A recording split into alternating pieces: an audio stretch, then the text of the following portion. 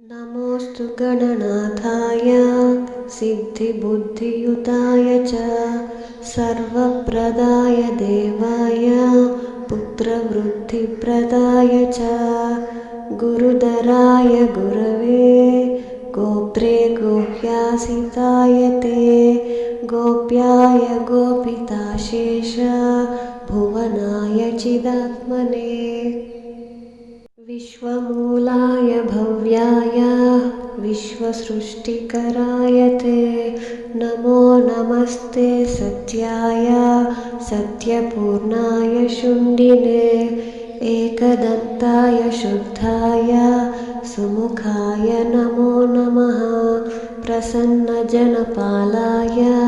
प्रणतार्थिविनाशिने शरणं भव देवेश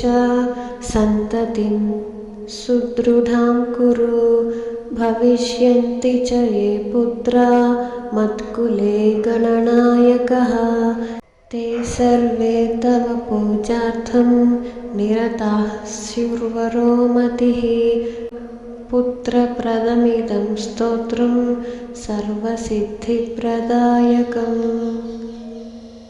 इति श्री संतानगणपति स्तोत्रं संपूर्णम्।